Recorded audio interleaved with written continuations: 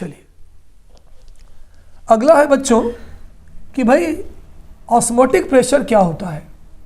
Osmotic pressure क्या होता है? देखिए बच्चों, ऑस्मोटिक प्रेशर को समझने के लिए हमें ऑस्मोसिस को समझना होगा। व्हाट इज ऑस्मोसिस, है ना? क्या होता है ऑस्मोसिस? क्योंकि जब ऑस्मोसिस समझ में आएगा तब जाके आपको ऑस्मोटिक प्रेशर समझ में आएगा। देखिए ऑस्मोसिस क्या होता है, समझिएगा। हमने एक बर्तन लिया, ये लिया। उस बर्तन को हमने दो पार्ट में डिवाइड कर दिया। इधर भी पिस्टन लगा दिया, पिस्टन समझते हैं ना, जो ऊपर नीचे मूव करता है। इधर भी पिस्टन लगा दिया, दो जगह पिस्टन लगा दिया। अंतर यह था कि ये वाला जो पिस्टन है ये नॉट मूवेबल, यानी ये मूव नहीं कर पाएगा। ये वाला जो पिस्टन है ये मूवेबल पिस्टन है ना, ये ऊपर नीचे मूव कर सकता है। ठीक है तिवारी सर। ये जो बीच में है बच्चों, इसे हम कहते हैं सेमी परमेबल मेम्ब्रेन। इसको क्या कहते हैं बच्चों? Semi permeable membrane. इसकी खास बात क्या होती है कि ये सॉल्वेंट को तो पास होने देती है, ये झिल्ली है, छन्नी है, इससे सॉल्वेंट मॉलिक्यूल तो पास हो जाता है लेकिन सॉल्यूट मॉलिक्यूल पास नहीं हो पाता है। Semi permeable membrane allow only solvent to pass through it, इससे केवल जो सॉल्वेंट मॉलिक्यूल होता है बच्चों वो पास हो जाता है। ठीक है, देखते हैं कैसे। हमने क्या किया कि यहाँ पे हमने लगा दिया प्योर सॉल्वेंट। क्या लगा दिया? भर दिया प्योर सॉल्वेंट। इसका मतलब पानी भर दिया, वाटर भर दिया। इस वाले में बच्चों हमने भर दिया सॉल्यूशन। क्या भर दिया? सॉल्यूशन, शक्कर का, नमक का, कुछ भी। प्योर सॉल्वेंट का जो कंसंट्रेशन होगा वो लेस होगा। तिवारी सर बात समझ में नहीं आई, हमने इसके अंदर कुछ भी नहीं घोला है। कंसंट्रेशन का मतलब ये होता है the amount of solute present in solution. जितनी ज़्यादा चीज़ें किसी पानी में घुली रहेंगी उसका कंसंट्रेशन उतना ज़्यादा होगा। Number of moles of solute present in पर लीटर ऑफ सॉल्यूशन। तो यहाँ पर कुछ मिला ही नहीं है। सॉल्यूशन के अंदर शक्कर होगी या नमक होगी, यानी इसका जो कंसंट्रेशन होगा वो हाई होगा, यानी ज़्यादा होगा। अब बच्चों जब हम ये पूरा सेटअप जमा लेंगे और छोड़ देंगे तो हम ये पाएंगे कि जो तुम्हारे सॉल्वेंट का मॉलिक्यूल है, भाई देखो सॉल्वेंट तो दोनों जगह है। सॉल्वेंट मतलब पानी, पानी केवल पानी के अंदर भी है और शक्कर और पानी यहाँ भी पानी है। अंतर ये है कि यहाँ पर शक्कर और पानी दोनों आपस में मिले और यहाँ पर केवल पानी है। तो होगा क्या कि जो सॉल्वेंट के मॉलिक्यूल हैं वो अपने आप, यानी हम ये कह सकते हैं स्पॉन्टेनियस फ्लो। स्पॉन्टेनियस का मतलब होता है अपने आप। Spontaneous flow of solvent molecule from the region of lower concentration, इसका मतलब pure solvent to the region of higher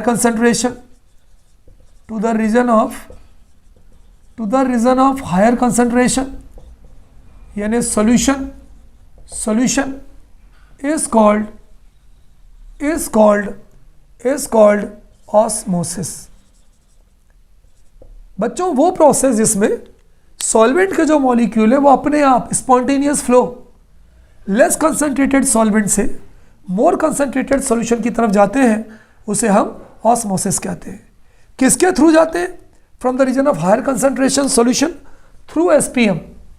भाई यहाँ पे ये होना जरूरी है ना, सेमी परमेबल मेम्ब्रेन, तो हम ये लिख सकते हैं through SPM, through semi permeable membrane is called osmosis.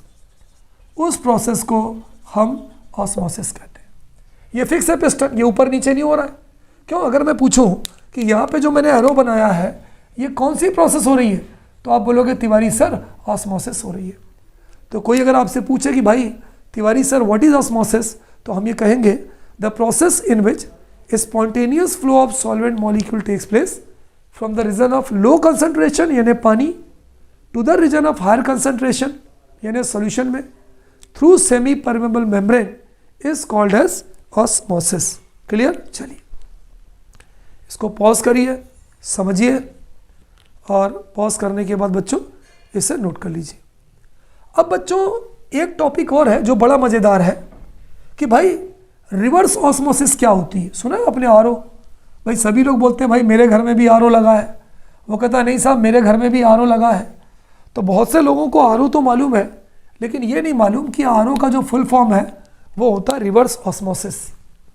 तो बच्चों हमारा अगला क्वेश्चन डायग्राम यही रहेगा, आपको मदद करेगा.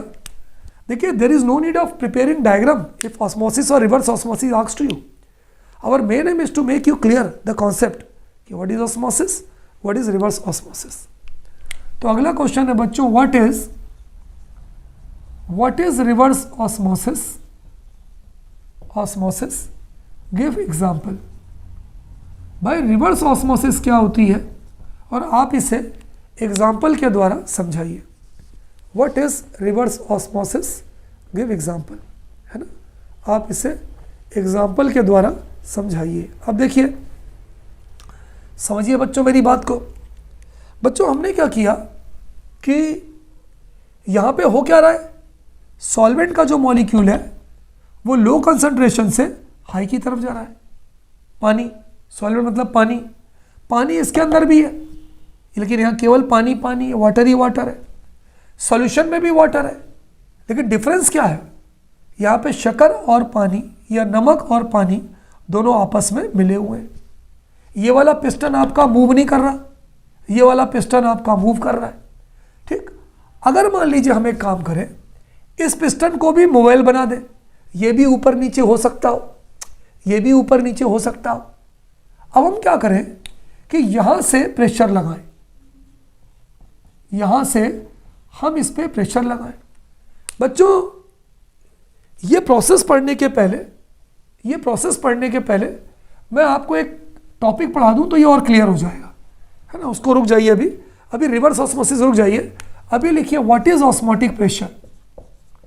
व्हाट इज, क्योंकि इसके बाद हम रिवर्स बताएंगे आपको. व्हाट इज ऑस्मोटिक प्रेशर, क्या होता है ऑस्मोटिक प्रेशर, है ना. समझिएगा ये जो पिस्टन है बच्चों नॉट मूवेबल, मान लीजिए मूव नहीं कर रहा, ये मूव नहीं कर रहा पिस्टन. अब आप ये मुझे बताइए कि when osmosis will takes place, जब ऑस्मोसिस की प्रोसेस होगी तो हमारा ये वाला पिस्टन तो मूवेबल है ना. सॉल्वेंट के मॉलिक्यूल लो कंसंट्रेशन से हाई कंसंट्रेशन की तरफ जा रहे हैं कि नहीं जा रहे, जा रहे.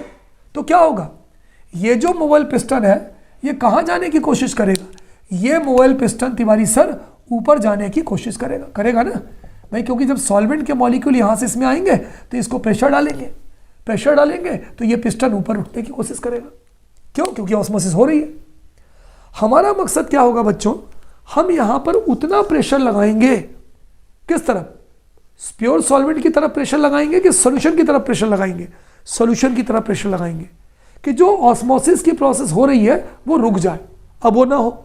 यानी हम इसको यहाँ से दबाएंगे.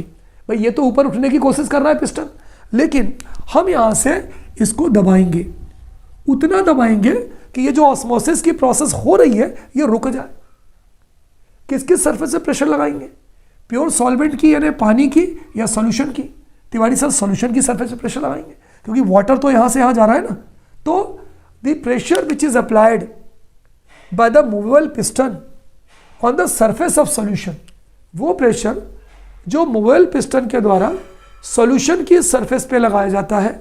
क्यों लगाया जाता है बच्चों, to prevent the process of osmosis, osmosis की प्रोसेस को रोकने के लिए. उसे हम बच्चों ऑस्मोटिक प्रेशर कहते हैं.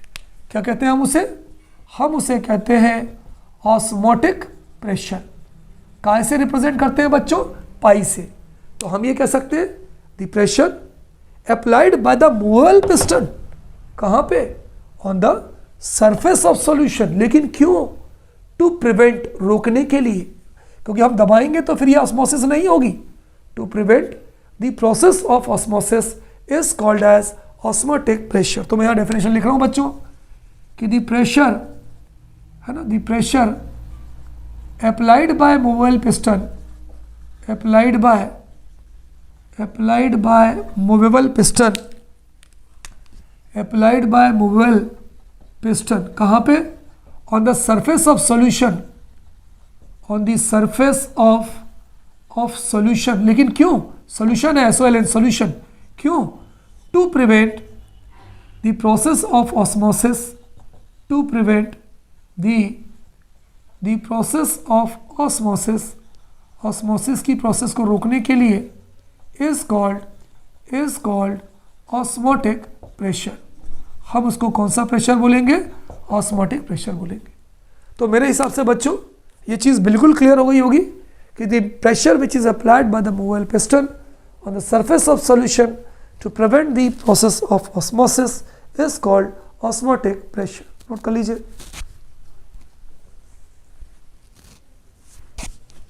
अब बच्चों कभी कभी हमसे ये पूछा जाता है, चलिए अब आपको थोड़ा सा मैं रिवर्स ऑस्मोसिस समझा दूं यहीं के यहीं। तो ऑस्मोटिक प्रेशर तो क्लियर हो गया होगा सारे बच्चों को, क्लियर हो गया तिवारी सर। ऑस्मोसिस को रोकने के लिए जो प्रेशर लगाया जाता है उसे हम ऑस्मोटिक प्रेशर कहते हैं। चलिए आगे बढ़ता हूँ। अगला टॉपिक है बच्चों, हमारा अगला टॉपिक है व्हाट इज रिवर्स ऑस्मोसिस, कि हम रिवर्स ऑस्मोसिस किसे कहते हैं, है ना। हमारा अगला टॉपिक है बच्चों व्हाट इज रिवर्स ऑस्मोसिस, कि हम रिवर्स ऑस्मोसिस किसे कहते हैं। आरओ है ना, आरओ का पानी हम भी पीते हैं, आप भी पीते हैं। What is reverse osmosis, give example, भाई नाम ही क्लियर हो रहा है। भाई मान लीजिए कि किसी बच्चे को कुछ भी नहीं आता हो, क्या नाम है? Reverse osmosis. ऑस्मोसिस में क्या था? सॉल्वेंट के मॉलिक्यूल लो कंसंट्रेशन से हाई कंसंट्रेशन की तरफ जा रहे थे। किसके थ्रू जा रहे थे? एसपीएम के थ्रू जा रहे थे। इसको रिवर्स कर दो, यानी अगर सॉल्वेंट के मॉलिक्यूल हाई कंसंट्रेशन से लो कंसंट्रेशन की तरफ आए और वही एसपीएम से आए तो वो रिवर्स ऑस्मोसिस हो जाएगी। लेकिन ऐसा क्यों होता है? देखिए सुनिए बच्चों, बताइए ये कौन सी प्रोसेस हो रही है? तिवारी सर ये प्रोसेस ऑस्मोसिस हो रही है। बिल्कुल सही भाई, मैं भी तैयार हूं मानने के लिए आपकी बात को कि ये प्रोसेस ऑस्मोसिस हो रही है। अच्छा, अगर मान लो ये हमारा पहले फिक्स पिस्टन था, अब हमने इसको मोबाइल कर दिया, ये भी मूव कर सकता है, ये भी मूव कर सकता है। चलिए बच्चों, हमने इसके पहले जो आपको प्रेशर बताया था वो बताया था ऑस्मोटिक प्रेशर, जो केवल ऑस्मोसिस को रोकता था। बस हमने उतना ही प्रेशर लगाना है जो कि ऑस्मोसिस को रोक दे। लेकिन अगर हम एक काम करें, हम ऑस्मोटिक प्रेशर से ज्यादा प्रेशर लगा दें, यानी pressure more than osmotic pressure more than OP मतलब ऑस्मोटिक प्रेशर, तो क्या होगा? तो फिर उल्टा होने लगेगा। अगर हम pressure more than osmotic pressure लगा दें तो फिर ये वाली जो कंडीशन है बच्चों, ये अपोजिट होने लगेगी। अपोजिट क्या होगी कि जो सॉल्वेंट के मॉलिक्यूल होंगे वो अब हाई कंसंट्रेशन से लो कंसंट्रेशन की तरफ आएंगे। भाई सॉल्यूशन में दो चीज़ें होती हैं, शक्कर भी है, पानी भी है। शक्कर उधर ही रह जाएगी, शक्कर इधर नहीं आएगी, शक्कर वहीं रह जाएगी। लेकिन जो पानी है वो एसपीएम से होकर हाई कंसंट्रेशन से लो कंसंट्रेशन की तरफ आएगा। कब? जबकि हमारा जो प्रेशर होगा वो ऑस्मोटिक प्रेशर से ज़्यादा होगा। तो बच्चों क्या होती है रिवर्स ऑस्मोसिस? अब ये जो प्रोसेस हो रही है आपकी वो आरओ हो रही है। आरओ मतलब रिवर्स ऑस्मोसिस। तो हम ये कह सकते हैं when pressure more than osmotic pressure, when pressure more than osmotic pressure is applied by movable piston, कहाँ पे?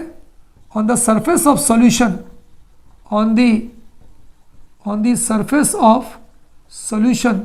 तो क्या होता है Tiwari sir? then solvent molecule moves from region of higher concentration to the region of lower concentration, moves from region of higher concentration to the region of lower concentration, to the region of lower concentration is called reverse osmosis. ये देखो reverse osmosis हो रही है. Example, reverse osmosis में इतना power होता है बच्चों कि वो नमक वाले पानी से नमक को रोक के पानी को अलग कर सकती है. यानी हम ये कह सकते हैं डिसैलिनेशन ऑफ सी वाटर. इतनी ताकत होती है कि यदि आप समुद्र के पानी से नमक को अलग करना चाहो तो भी आप अलग कर सकते हो. हमने यहाँ ओशन वाटर को भर लिया, सी वाटर को भर लिया, नमक समुद्र के पानी को भर लिया, ठीक है, हाई कंसंट्रेशन है, और एसपीएम से पास करेंगे तो उसकी सॉल्ट वगैरह यहीं रह जाएंगे और पानी यहाँ निकल जाएगा. तो ये कहलाएगी रिवर्स ऑस्मोसिस. नोट कर लीजिए बच्चों. चलिए आगे बढ़ते हैं, है ना. पॉज करिए, नोट करिए, बहुत मजा. देखिए आप समझ के पढ़ेंगे ना तो I think there will be no need of rote learning. समझने रटने की कहीं कोई गुंजाइश बचेगी ही नहीं आपके पास. अगला टॉपिक है बच्चों कि ये जो ऑस्मोटिक, देखिए हमने देखा relative lowering osmotic colligative property कहलाती है, एलिवेशन कहलाती है, डिप्रेशन कहलाती है, क्योंकि सारी की सारी प्रॉपर्टी किस पे डिपेंड करती है, number of moles of solute पे. और जो number of moles of solute पे डिपेंड करेगी वो कोलिगेटिव प्रॉपर्टी होगी. चलिए आगे बढ़ते हैं. अगला क्वेश्चन है बच्चों हमारा, why osmotic pressure is a colligative property. Osmotic pressure जो होता है बच्चों ये कोलिगेटिव प्रॉपर्टी क्यों होती है ना, ये हमें प्रूफ करना है. मान लीजिए किसी ने पूछा तो हमारा भाई बच्चा लिखने को तो यही लिखेगा कि osmotic pressure depends on number of moles of solute present in solution, therefore it is a colligative property. क्योंकि कोई भी प्रॉपर्टी जो नंबर ऑफ सॉल्यूशन के अंदर number of moles of solute पे डिपेंड करती है उसे हम कोलिगेटिव प्रॉपर्टी कहते हैं. कह सकते हैं, लिख भी सकते हैं. प्रूफ कैसे करेंगे बच्चों हम इसको, देखिए आंसर देखिए. एक इक्वेशन है बच्चों जिसे हम वॉन्टॉफ इक्वेशन कहते हैं, from van't Hoff's equation of dilute solution, है ना. इस इक्वेशन का नाम ही यही है और ये बनाई गई है डाइल्यूट सॉल्यूशन के लिए. From van't Hoff equation of dilute solution हम लिखते हैं बच्चों pi V is equal to n B into R T. आपको याद होगा, आप लोगों ने आइडियल गैस इक्वेशन पढ़ा है बच्चों, P V is equal to N R T. P मतलब प्रेशर, हमने पी की जगह बच्चों पाई लगा दिया. पाई क्या कहलाता है, ऑस्मोटिक प्रेशर. मैं लिख भी देता हूँ, यहाँ पे जो पाई है हमारा वो है ऑस्मोटिक प्रेशर. पाई हमारा ऑस्मोटिक प्रेशर है, वी वॉल्यूम है, एन बी क्या है, number of moles of solute. मैंने लिखा है बी जो है solute, number of moles of solute, R gas constant, T temperature. हम बच्चों इसको ये भी लिख सकते हैं pi is equal to n upon n B upon V into R T. बिल्कुल लिख सकते हैं. एन बी अपॉन वी क्या है, number of moles of solute per unit volume, है ना. और हमें मालूम है बच्चों कि number of moles of solute per unit volume ये बराबर होता है कंसंट्रेशन ऑफ सॉल्यूशन के. It is equal to the concentration of solution.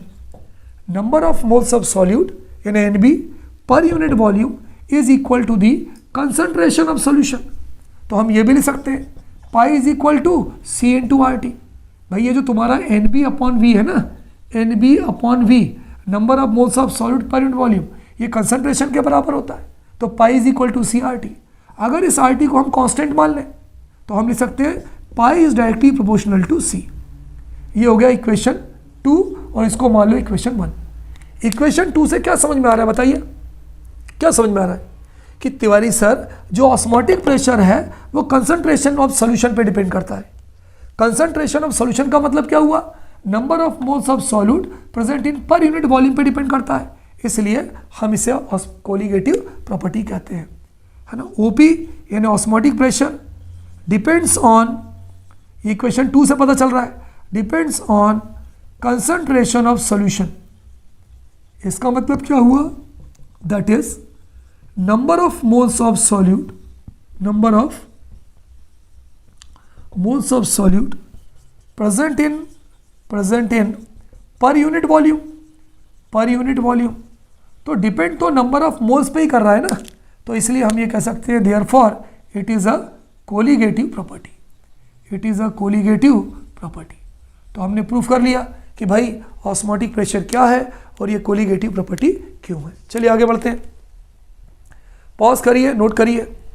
बच्चों आपको याद हो हमने सबके माध्यम से हमने एक एक फार्मूला बनाया, रिलेटिव लोअरिंग से भी हमने फार्मूला बनाया, मोलर मास निकालने का, एलिवेशन इन बॉइलिंग पॉइंट से भी बनाया, डिप्रेशन इन फ्रीजिंग पॉइंट से भी बनाया। चलो इससे भी बना लेते हैं। तो अगला है आपका डेराइव क्वेश्चन है बच्चों, derive equation two determine the molar mass of solute, molar mass of solute with the help of osmotic pressure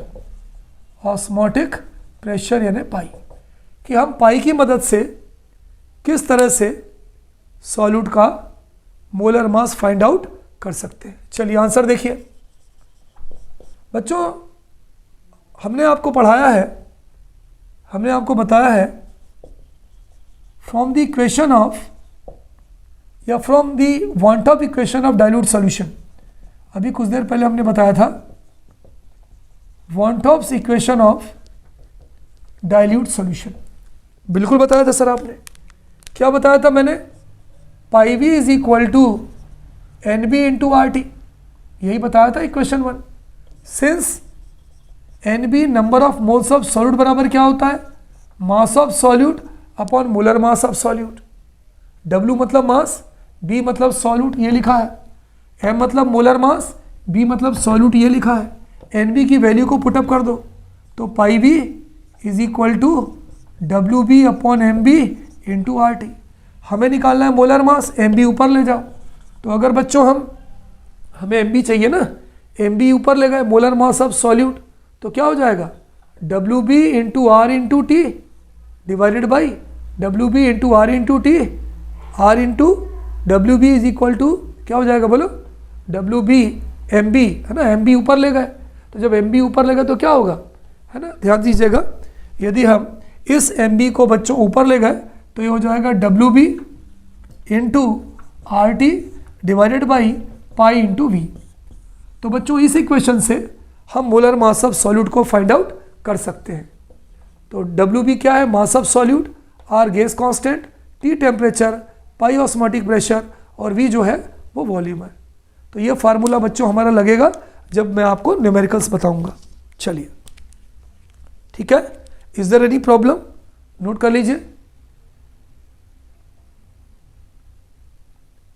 इसके बाद बच्चों मैं आपको एक बहुत ही अच्छी चीज़ पढ़ाने जा रहा हूं।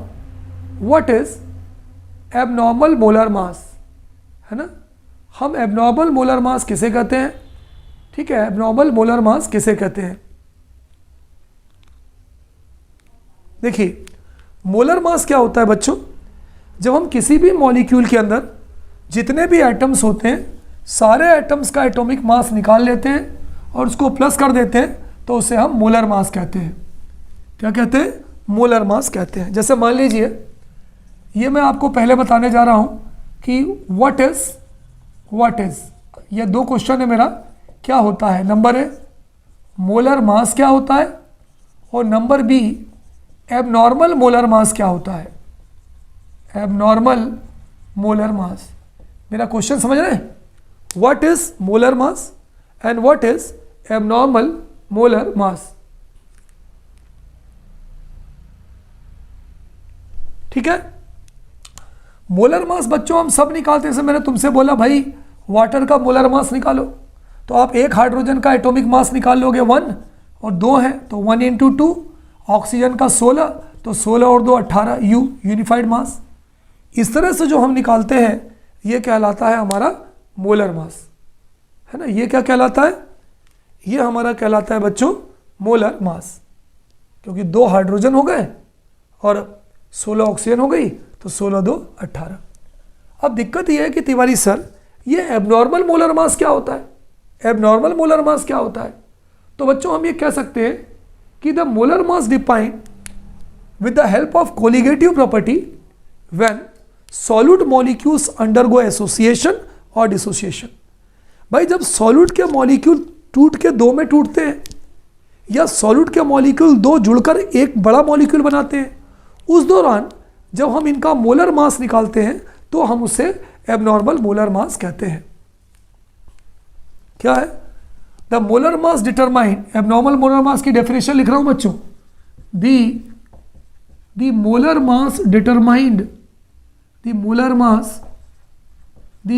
मास डिटरमाइंड, है ना, लिख लीजिए इसको बच्चों, the molar mass determined with the help of colligative properties, with the help of colligative properties, वो जो 4 प्रॉपर्टीज मैंने बताई थी, with the help of colligative properties, कब भाई?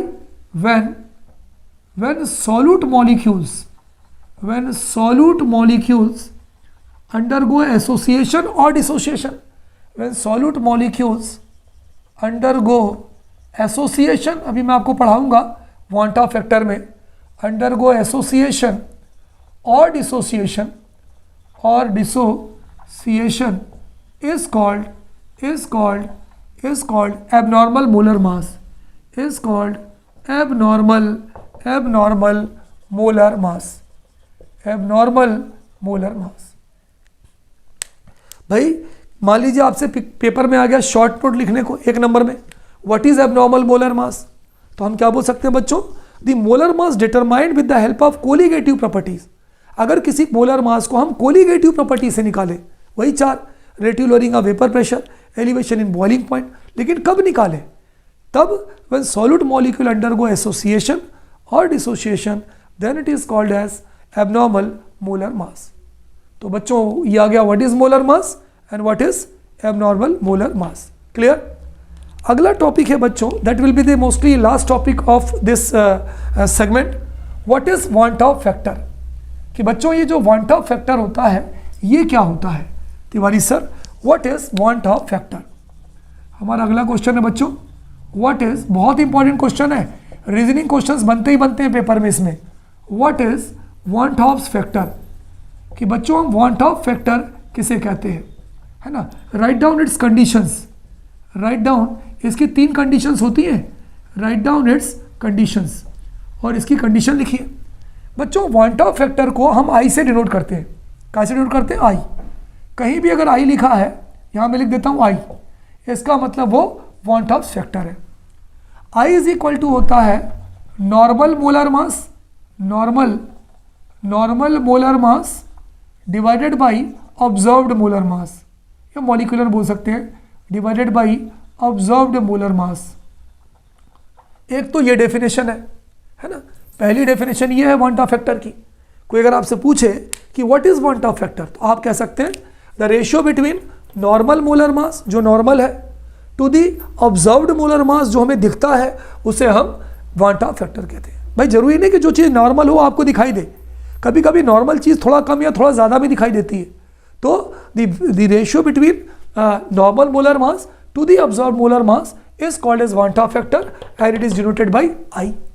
ज़्यादातर बच्चों जो यूज़ होता है, जो हम अभी यूज़ करेंगे, वो ये वाली डेफिनेशन यूज़ होती है, I is equal to number of solute molecule associated or dissociated, number of particles associated or dissociated after the chemical reaction। ये ज़्यादा यूज़ होती है, ये वाली ज़्यादा इंपॉर्टेंट डेफिनेशन है want of factor की। नंबर ऑफ पार्टिकल्स है ना, particles associated or dissociated after the reaction के बाद में, divided by number of particles associated or dissociated before the reaction। number of, इसको नोट कर लेना अच्छे से, particles associated or dissociated before the reaction. ज़्यादातर बच्चे ये वाली नीचे वाली लिखते हैं। तो कोई अगर आपसे पूछे भाई कि क्या होता है वांट ऑफ फैक्टर, तो आप कह सकते हैं the ratio between normal molar mass to the observe molar mass, या आप बोल सकते हैं कि the number of particles before association और dissociation after the chemical reaction and the number of particles after association, क्या है, पार्टिकल्स एसोसिएटेड और dissociated before the reaction, reaction के पहले और रिएक्शन के बाद में। चलिए अब बच्चों इसकी कितनी कंडीशन है बताइए, राइट डाउन इस कंडीशन। चलिए मैं पहली कंडीशन लिखता हूँ, पहली कंडीशन फर्स्ट, है ना। कोई आपसे पूछे भाई कि Tiwari sir want Hoff factor की कितनी कंडीशन होती है? 3 कंडीशन होती हैं। एक ना एक पेपर में reasoning questions, MCQs, assertion reason आते ही आता है। पहली कंडीशन क्या होती है बच्चों कि when solute particles dissociate in the solution, जब सॉल्यूट के पार्टिकल सॉल्यूशन के अंदर क्या करते हैं? टूटते हैं। चलो भाई एग्जांपल भी ले लें। पोटेशियम क्लोराइड है, पानी में डालेंगे तो K पॉजिटिव बनाएगी, Cl नेगेटिव बनाएगा, 2 आयन बनाएगा, पोटेशियम आयन और क्लोराइड आयन। अब आप मुझे बताओ बच्चों, एक इसने बनाया पोटेशियम आयन और दूसरा कौन सा आयन बनाया बच्चों बताओ? दूसरा जो आयन बनाया वो आयन बनाएंगे बच्चों chloride ion. Is it clear? Potassium ion और दूसरा आयन कौन सा बनाएंगे बच्चों बताओ? Chloride ion. अब बच्चों अगर हम यहाँ पर वांट ऑफ फैक्टर की बात करेंगे, आई की बात करेंगे, तो क्या हो जाएगा बताओ? I is equal to number of particles associated और dissociated after the reaction.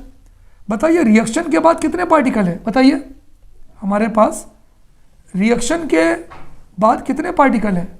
Reaction के बाद हमारे पास 2 पार्टिकल है, एक K+ और दूसरा Cl नेगेटिव, यानी ऊपर तो हमारा हो गया 2, देखो लिखा ना, ये वाली यूज करना, सेकंड वाली, नंबर ऑफ पार्टिकल्स एसोसिएटेड और डिसोसिएटेड आफ्टर द रिएक्शन, तो ये 2 हो गए। बिफोर द रिएक्शन कितना है? 1 है, तो I इज इक्वल टू क्या हो गया? 2। तो I इज इक्वल टू 2 मतलब ये हो गया कि वांट ऑफ फैक्टर की जो वैल्यू है वो 1 से ज़्यादा है या 1 से कम है? 1 से ज़्यादा है। तो यहाँ पर क्या होगा, जो हमारे वांट ऑफ फैक्टर की जो वैल्यू होगी वो होगी मोर देन 1। तो ये आपकी पहली कंडीशन हो गई कि अगर कोई सॉल्यूट पार्टिकल्स सॉल्यूशन के अंदर टूटता है, डिसोसिएट होता है, तो वहाँ पर उसके लिए जो वांट ऑफ फैक्टर की वैल्यू है वो I से ज़्यादा होगी। नोट कर लीजिए, वांट ऑफ फैक्टर की जो वैल्यू होगी वो I से क्या होगी बोलो? ज़्यादा होगी, है ना। नोट कर लीजिए, देखिए लिखा भी हुआ है नंबर ऑफ पार्टिकल्स एसोसिएटेड और डिसोसिएटेड आफ्टर द रिएक्शन, ये 2 हैं, और बिफोर द रिएक्शन 1 है, तो I इज इक्वल टू 2/1, तो I इज इक्वल टू 2, तो 2 है तो मतलब मोर देन 1। तो अगर कोई सब्सटेंस डिसोसिएट होता है तो उसके लिए जो वांट ऑफ फैक्टर की वैल्यू होगी वो 1 से क्या होगी? ज़्यादा होगी। चलिए पॉज करके नोट कर लिया मेरे हिसाब से आप लोगों ने। अब बच्चों हम इसकी दूसरी कंडीशन देखते हैं, we see it's second condition. Second condition क्या है बच्चों? जब सॉल्यूट के पार्टिकल सॉल्यूशन के अंदर एसोसिएट होते हैं। सेकेंड कंडीशन ये है कि when solute particles associate in the solution, solute के जो पार्टिकल्स हैं वो सॉल्यूशन में जुड़ जाते हैं। कैसे देखो, है ना, कैसे जुड़ते हैं? एसोसिएट का मतलब क्या होता है? सॉल्यूट के पार्टिकल जो होते हैं वो सॉल्यूशन के अंदर क्या हो जाते हैं बच्चों बताओ? बोलो, सॉल्यूशन के अंदर जुड़ जाते हैं, उसे हम क्या बोलेंगे? Associate in the solution. कौन सी कंडीशन है बच्चों ये? पहली की दूसरी? ये कंडीशन बच्चों हमारी सेकंड कंडीशन होगी, ठीक है। कैसे? 2CH3COOH, ये बच्चों एसिटिक एसिड है। ये कौन सा एसिड है बोलो? एसिटिक एसिड है। मालूम है सबको फार्मूला एसिटिक एसिड का क्या होता है बोलो? CH3COOH। इस एसिटिक एसिड को हम बेंजीन में डालते हैं, बेंजीन सॉल्वेंट है, ये दोनों मॉलिक्यूल आपस में मिल जाते हैं, CH3COOH होल ट्वाइस। देखिए दोनों में अंतर है, यहाँ पर एसिटिक एसिड के 2 मोल है, 2 मोल है क्योंकि 2 लिखा है पहले, होल ट्वाइस का मतलब यहाँ पर एसिटिक एसिड का 1 मोल है। तो अगर हम वांट ऑफ फैक्टर की वैल्यू निकालें बच्चों, I की वैल्यू निकालें, I number of molecules after association और डिसोसिएशन कितने? 1। Number of molecule before association और डिसोसिएशन 2। तो ये क्या हो गया? I की वैल्यू 1/2 है, मतलब 1 से कम है, तो I इज लेस देन 1। तो बच्चों जब नंबर ऑफ सॉल्यूट पार्टिकल्स जब एसोसिएट होते हैं या जब जुड़ते हैं तो वहाँ पर क्या होता है? वांट ऑफ फैक्टर की जो वैल्यू है वो 1 से कम हो जाती है, ठीक है।